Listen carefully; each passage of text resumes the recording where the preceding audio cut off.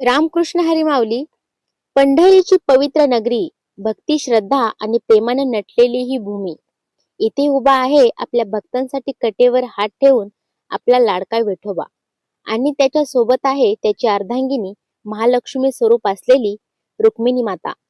आज आपण पाहणार आहोत या दिव्य जोडीचा भव्य आणि पवित्र विवाह सोहळा. विदर्भ भागातील एका राजाची कन्या आपली रुक्मिणी माता. लहानपणापासूनच आपल्या रुक्मिणी मातेने श्रीकृष्णांच्या लीलांचे श्रवण केले. आपली रुक्मिणी माता श्रीकृष्णांची मनापासून भक्ती करायची. तिच्या मनात एकच भावना होती, हा कृष्णच माझा पती व्हावा. ती रोज प्रभूंचे नामस्मरण करत असे. महालक्ष्मीचा अवतार असल्यामुळे तिच्या रूपात दिव्यता होती. परंतु रुक्मिणीचा भाऊ रुक्मी अहंकारी आणि हट्टी होता. त्याने रुक्मिणीचा विवाह शिशुपालाशी ठरवला. हे ऐकताच रुक्मिणीच्या मनात भीती आणि दुःख निर्माण झाले. रुक्मिणी मातेच्या डोळ्यातून अश्रू येऊ लागले. पण तिचा विश्वास होता, माझा विठ्ठल मला नक्की वाचवेल. रुक्मिणीने एक ब्राह्मणाद्वारे श्रीकृष्णाला पत्र पाठवले. हे प्रभू, माझा विवाह शिशुपालाशी ठरवला आहे. तुम्ही येऊन मला वाचवा. मी तुमच्याशिवाय दुसऱ्याशी विवाह करणार नाही. हे पत्र म्हणजे तिच्या भक्तीचा सर्वोच्च क्षण होता माऊली. पत्र मिळताच श्रीकृष्ण त्वरित निघाले. रथावर बसून ते विदर्भात पोहोचले. मंदिरात रुक्मिणी देवी पूजा करीत होती आणि तेवढ्यात श्रीकृष्ण आले. सगळ्यांच्या समोर त्यांनी रुक्मिणींचे हरण केले. रुक्मी आणि शिशुपाल यांनी पाठलाग केला, त्यांच्याशी युद्ध केले.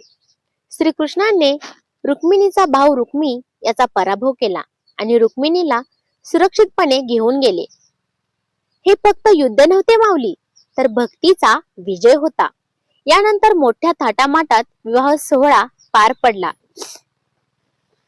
वेद मंत्रांचा गजर, मंगल अष्टिका, फुलांची सजावट, देवदेवतांची उपस्थिती आणि अशातच विवाह सोहळा पार पडला आणि शुभमंगल सावधान झालं बघा माऊली.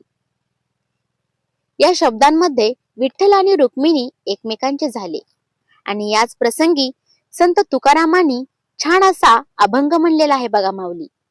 रुक्मिणी विठ्ठल नाम गाजे, पंढरीनाथ माझा राजे.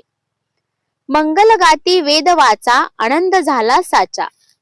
फुलांनी सजली पंढरी नगरी, विठ्ठल रुक्मिणी भेटी घरी. तुका म्हणे धावा पंढरी, पहा विवाह सोहळा हरी. भक्तीचा सागर उसळला, वारकरी नाचू लागले, गाऊ लागले. आजही पंढरपूर मध्ये हा विवाह सोहळा मोठ्या भक्तिभावाने साजरा केला जातो. आषाढी वारीच्या, कार्तिकी वारीच्या काळामध्ये हा विवाह सोहळा पार पडला जातो बघा माऊली. या विवाह सोहळ्यामध्ये दिंडी, भजन, कीर्तन, खूप मोठ्या थाटामाटात विवाह सोहळा पार पडतो बघा माऊली. सगळीकडे विठ्ठल विठ्ठल विठ्ठल नामाचाच गजर असतो. तुम्ही कधी या विवाह सोहळ्याला उपस्थित होता का? आणि हा आनंद, हा विवाह तुम्ही अनुभवला आहे का? मला कमेंट मध्ये नक्की सांगा माऊली. हा फक्त विवाह नाही, तर हा विवाह आपल्याला शिकवतो, खरी भक्ती कधीही व्यर्थ जात नाही. रुक्मिणीची श्रद्धा आणि विठ्ठलाचे प्रेम यामुळेच हा विवाह शक्य झाला बघा माऊली. तर कसा वाटला व्हिडिओ? लाईक करा, शेअर करा, सबस्क्राईब करा. रामकृष्ण हरी. जय जय रामकृष्ण हरी.